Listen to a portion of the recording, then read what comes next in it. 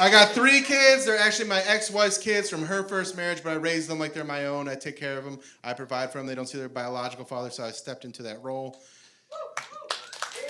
Thank you, guys. Can you tell them that it's awesome? Because they still take me for granted. Let me tell you about my youngest. He's 20 years old. He's transgender. He was born, assigned female at birth, and then transitioned to be a boy a few years ago. And let me tell you the story about how he came out to me. He got his hair cut real short. He was dressing more masculine for a while. And after he got that real short haircut, I just laid this out there. It's like, hey, if you want to live a certain way, all you got to do is let me know, and we'll make that happen. And he's kind of shy at first. He's like, what? Oh, you know what you're talking about.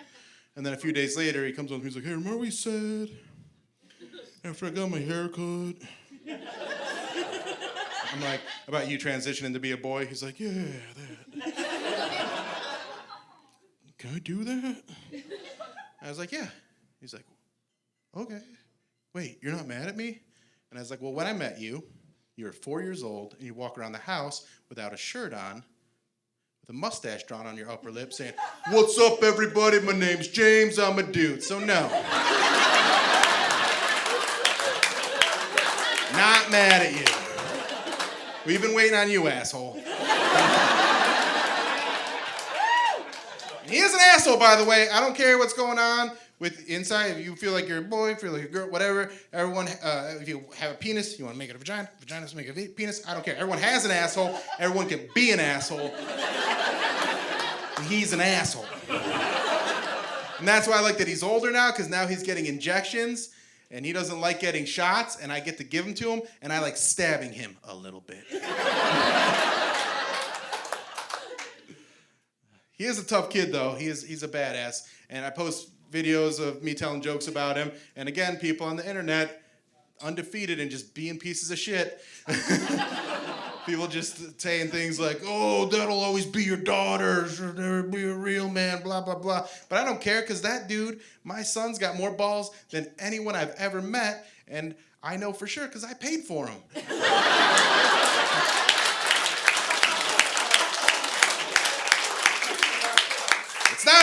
It's not like surgery. He got a thing called a packer, and he puts it in his pants. It's like balls in a dick, and it's like, and he puts it in his underwear and makes him feel more confident. And when he does it, it's empowering. But when I do it, I'm a liar.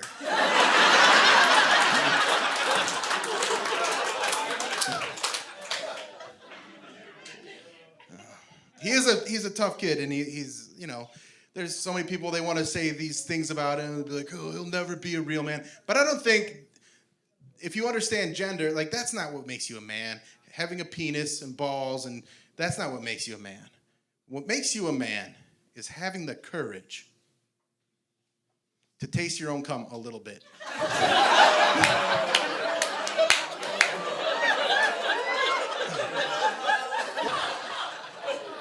Oh, look at that. You change one little variable, and all of a sudden, gender is a construct, isn't it?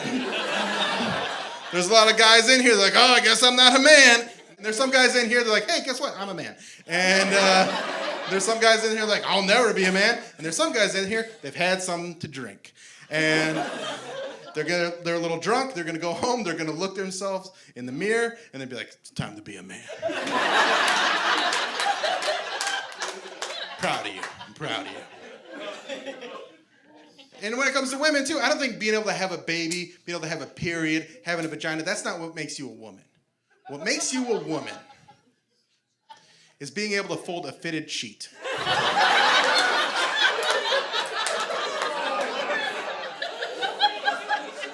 I've never seen anyone else do it. And I've really only seen like 2 people do it, so. All right, that's silly. All right. Yeah. He can do it? Oh, damn. Perfect square? Yeah. Have you ever tasted your cum? One time. This guy's on the spectrum. He's checking all the boxes. No, I don't even think. What makes a woman is having the ability to fall asleep on another human being with complete disregard for their circulatory system. That's what makes you a woman. Just knowing that you're going to fall asleep on my head. I don't know what... I guess it's when women stop talking, their heads hold in all the thoughts and they become very heavy. And it makes my arm almost fall off.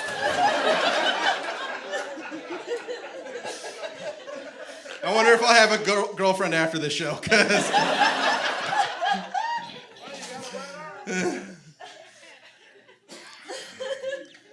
That's fun. There's a lot of boogeyman scenarios that people throw out when it comes to transgender people, too. They'll throw out these scenarios. They'll be like, well, I don't want transgender people using the bathrooms with my kids because they're going to start raping people. Well, I've watched a lot of SVU.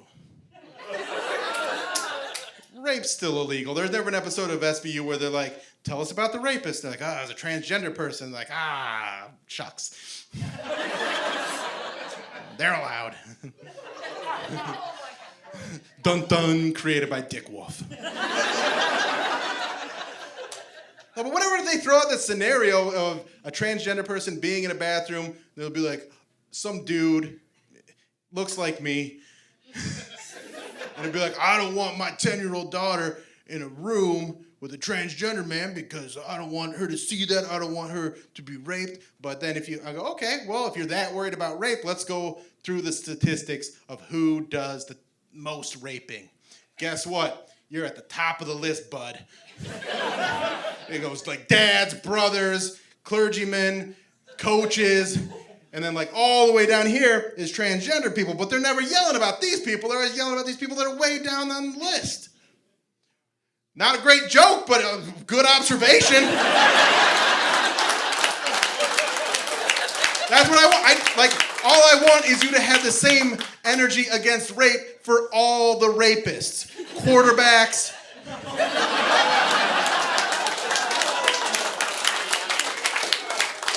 Don't just get mad at this one small segment of people that do rape when there's a lot of other people. Dad is near the top of the list. Stepdad is actually lower than that, and that's me. And I'm like, hey, that's pretty good. Yeah.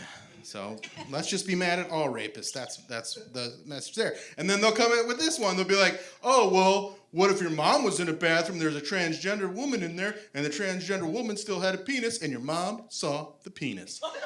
Well, my mom is a 68-year-old Mormon lady. I can't think of anything funnier. She'd be like, oh my God, I went to Target and there's a lady in there and she had a wiener and now I've seen two.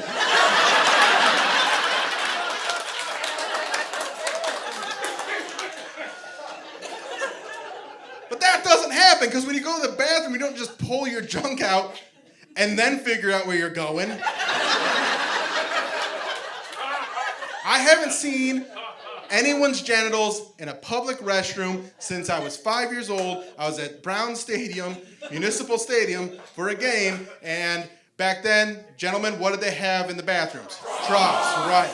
The rest of the country used troughs to feed livestock, and in Cleveland, we're like, that seems like a fast way to piss.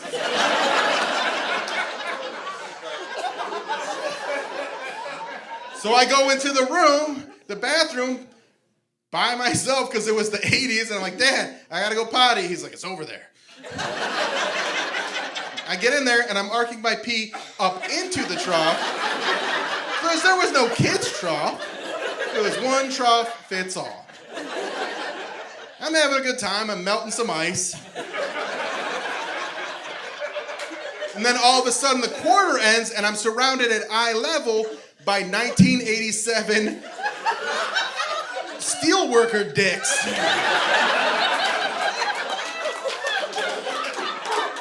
I saw something like, to this day, if I see a wrestler's ear, it reminds me of that, and I don't know why. Because apparently that was fine, and now people are like, hey, Bill, you want to go to a Browns game? I'm like, nah, I don't really go to Browns games. And they're like, oh, because Deshaun Watson? Sure, okay.